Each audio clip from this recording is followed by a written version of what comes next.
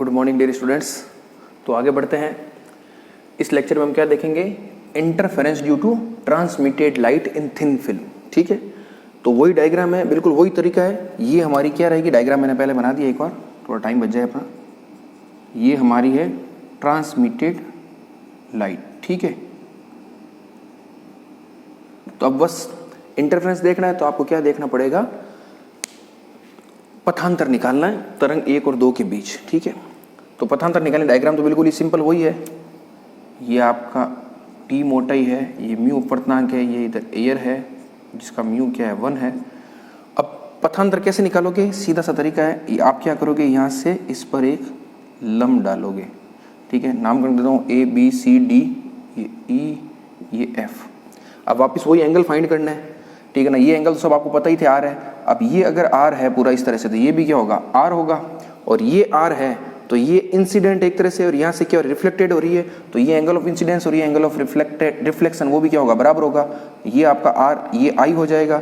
ये I है तो ये 90 माइनस I, तो ये भी I हो जाएगा। वेरी सिंपल एंगल है, आप आराम से चेक कर लीजिएगा। ठीक है ना, ये आपके लिए होमवर्क है, बिल्कुल सिंपल मैथमेटिक्स आप सब जानते हो। ये सारे एंगल हो गए। अब मैं सीधा लिखता हूँ, क्या लिखूंगा? पारगमित तरंग 1 व 2 में पथांतर, वो क्या होगा? डेल्टा। वो हम कैसे लिखेंगे? डेल्टा क्या होगा? देखो, ये जो बिंदु है, ये बिंदु आपका और ये बिंदु, इन दोनों E और F के बाद तो क्या है? दोनों तरंगे एक साथ बढ़ रही है, तो एक्स्ट्रा पद क्या हो जाएगा? हम बात करेंगे। देखो, यहां से पारगमन कहां से हो रहा है? इस बिंदु से हो रहा है और इस बिंदु से हो रहा है। तो जब पहली तरंग, ये तरंग तो क्या हो गई आपकी? सीधी निकल गई पहली तरंग, तो यहां से। दूसरी तरंग क्या हो गई? पहले यहां से यहां चलेगी, फिर यहां से यहां आएगी और फिर आगे बढ़ेगी। तो सिंपल वही तरीका है कि जब दूसरी तरंग BC होते हुए E तक आएगी, तब तक पहली तरंग भी क्या होगी? F तक पहुंच चुकी होगी। तो जो पथांतर आप लिखोगे तो कैसे लिखोगे? पथांतर लिखोगे BC plus CE minus BF, BC plus CE minus EF। ठीक है ना, क्योंकि दूसरी तरंग जब इतनी दूरी तय करेगी तब तक पहली तरंग भी क्या होगी? इतनी दूरी तय कर चुकी होगी। और फिर वापस वही, चूंकि BC और EF क्या है? म्यू माध्यम में गमन कर रही है, तो आपको इसके साथ म्यू से मल्टीप्लाई करना पड़ेगा। EF तो क्या है? EF तो आपके, सॉरी BF है, EF नहीं है, BF, करेक्शन कर लीजिएगा, BF के लिए तो म्यू 1 ही है। तो पथांतर आपने कैसे लिख दिया? Mu into BC plus CE minus BF। आपको पता चल गया होगा इस तरह से, पहली और दूसरी ये इतनी चल गई, तब तक ये इतना चल चुकी है, यहाँ से दोनों आगे बराबर चल रही है, तो जो पथांतर होगा वो mu into BC plus CE upon minus BF।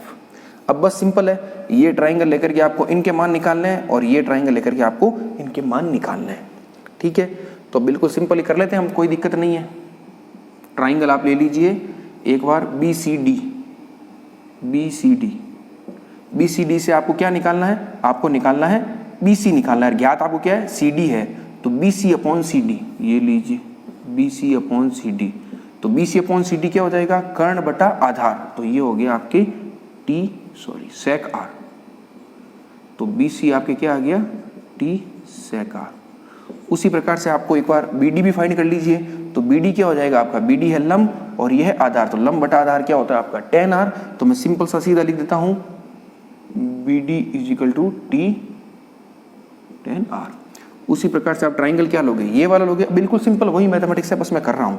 DCE, triangle DCE में आपको निकालना क्या है? CE निकालना है, तो ये लीजिए CE अपॉन CD, वो क्या हो जाएगा? वही वापस sec R होगा, क्योंकि कर्ण बटा आधार, तो CE क्या हो जाएगा आपका? T sec R। उसी प्रकार से DE क्या हो जाएगा? DE अपॉन CD, तो लंब बटा आधार होता है आपका tan, तो ये हो जाएगा आपका सिंपली जो DE है वो हो जाएगा T tan R। अब हम ट्राइंगल लेते हैं ये वाला, कौन सा? BEF, ये लीजिए ट्राइंगल BEF से आपको क्या निकालना है? आपको तो चाहिए BF चाहिए, तो BF है आपका लंब, क्योंकि एंगल के सामने वाला लंब, और आपको ज्ञात है ये कर्ण, लंब के सामने कर्ण, तो ये क्या हो? BD प्लस DE, तो ये हो जाएगा आपका BF अपॉन BE, और ये हो जाएगा आपका साइन I, क्योंकि एंगल क्या है? I है। सेम वो का वो, ये कुछ भी अंतर नहीं, बस मैथमेटिक्स है, बिल्कुल सेम ही आंसर आएगा, कोई अंतर नहीं है। तो यहाँ से बी एफ क्या हो जाएगा आपका, बी क्या है, बी डी प्लस डी, तो ये हो जाएगा 2t tan r sin i। तो बस अभी सब मान निकल गए, इन सब मानों को हम यहाँ रख देते हैं, ठीक है। तो देखो बी सी और सी का मान क्या हो जाएगा, टी sec r, तो 2t sec r और ये हो जाएगा minus 2t tan r sin i। मैं इन सबको साफ कर देता हूँ और लिख देता हूँ सीधा, ठीक है ना। ये हो जाएगा आपका delta is equal to mu 2t sec r minus 2t tan r sin i। वापिस वही स्नेल का नियम क्या था आपको पता है, mu is equal to sine i upon sine r, और इस sec r को cos r लिखोगे, ये लीजिए 2 mu t common, sorry 2 mu t, ये हो जाएगा आपका cos r माइनस 2t, ये sine r upon cos r, और ये हो जाएगा म्यू साइन r। तो ये क्या हो गया आपका 2 mu T upon cos r common आ गया, 1 माइनस साइन स्क्वायर r, और 1 माइनस साइन स्क्वायर r आपका क्या होता है cos r, तो एक cos से एक cos r कट जाएगा, तो पीछे क्या बचेगा delta is equal to 2 mu t cos r। ये आपके क्या आ गया, पारगमित तरंग 1 और 2 में पथांतर। अब यहाँ पाई चेंज वाला कोई फैक्टर नहीं, क्यों नहीं है, क्योंकि देखो परावर्तन कहाँ पर हो रहा है, परावर्तन हो रहा है केवल इस बिंदु पर, इस बिंदु पर ही तो हो रहा है, बाकी तो आगे पारगमन है पूरा। तो इस बिंदु पर परावर्तन हो रहा है, तो ये बिंदु कैसा है, ये बिंदु नो पाई चेंज वाला है। क्यों, क्योंकि ऊपर है म्यू इजिकल टू 1.5 और नीचे है 1, तो ये सघन से विरल माध्यम में आ रही है, विरल से सघन में नहीं जा रही है। कहाँ से आ रही है, सघन से विरल में आ रही है, यानी जिस पृष्ठ से परावर्तन हो रहा है वो कैसे माध्यम का पृष्ठ है, विरल माध्यम का पृष्ठ है। इसलिए इस बिंदु पर आप क्या लिख सकते हो, नो पाई चेंज। तो इसलिए पथांतर में आपको कोई एक्स्ट्रा टर्म नहीं आएगी। तो ये जो पथांतर निकाला है वही क्या है, इफेक्टिव पथांतर है तरंग 1 और 2 में। तो ये हमने क्या निकाल लिया, पारगमित तरंग 1 और 2 में पथांतर। बस, तो आगे बढ़ते हैं।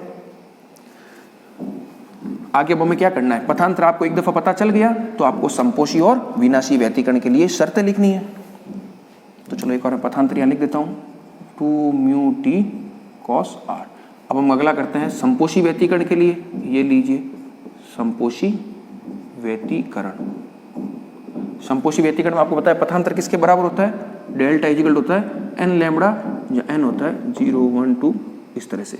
तो ये लीजिए 2 mu t cos r is equal to n lambda. ये आ गया आपके किसमें, संपोषी व्यतिकरण के लिए शर्त आ गई। अब हम आगे देखते हैं, मैं स्पीडली कर रहा हूं क्योंकि इसमें कुछ भी नया नहीं है, बिना टाइम वेस्ट किए बिल्कुल सीधा सीधा कर रहे हैं, ठीक है ना। आप आराम से, बिल्कुल सिंपल है।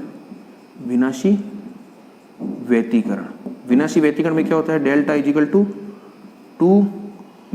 Delta is equal to n minus half lambda, या एन इजिकल टू 1 2 3 इस तरह से होता है।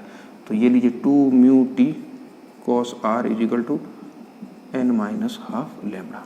तो ये आपकी किसी कंडीशन आ गई, विनाशी व्यतिकरण की आ गई। अब देखिए आप, तो ये हमारा जो पूरा टॉपिक था interference due to transmitted light in thin film, तो ये पूरा डिस्क्रिप्शन हो जाएगा। इस तरह से आपको डायग्राम बनाना है, ये सारे एंगल आपको पता करने हैं, फिर पथांतर निकालना है, और पथांतर को आपको क्या करना है, संपोषी विनाशी व्यतिकरण की शर्तों के अनुरूप मान रखना है, और आपकी ये 2 कंडीशंस आ जाएगी। तो ये क्वेश्चन आपसे पूछा जाता है, बड़ा क्वेश्चन अलग अलग ही पूछते हैं, पूरा इस तरह से एक साथ तो पूछेंगे नहीं, अलग अलग पूछते हैं कि किसी पतली फिल्म के लिए परावर्तित तरंगों में व्यतिकरण प्रतिरूप की विवेचना कीजिए, तो आपको पूरा वो करना है। किसी पतली फिल्म के लिए पारगमित तरंगों में व्यतिकरण की विवेचना कीजिए, तो आपको इस तरह से पूरा करना है। फिर एक क्वेश्चन ये भी पूछा जाता है कि पतली फिल्म के लिए जो आपको परावर्तित तथा पारगमित तरंगों के लिए व्यतिकरण प्रतिरूप प्राप्त होता है वह एक दूसरे के पूरक होते हैं। याद कीजिए, मैंने शब्द क्या बोला है, पतली फिल्मों के लिए जो परावर्तित तरंगों में और पारगमित तरंगों में जो व्यतिकरण प्रतिरूप प्राप्त होते हैं वो एक दूसरे के पूरक होते हैं, कॉम्प्लीमेंट्री होते हैं। अब वो कैसे होते हैं उस चीज को आप नोट कर लीजिएगा, मैं बता देता हूं आपको। मैंने जो शब्द बोला है ना, उस लाइन को हम लिख देता हूं, वेरी इंपॉर्टेंट है वो भी। एक छोटा क्वेश्चन कभी कभी पूछ ले जाता है, छोटा क्या है हिसाब से तो सबसे बड़ा क्वेश्चन ही वही है, क्योंकि उसमें आपको क्या है, परावर्तित और पारगमित दोनों के लिए कंडीशन फाइंड करनी है। मैंने क्या बोला है, एक लाइन बोली है, लिखना ज्यादा जरूरी है, पतली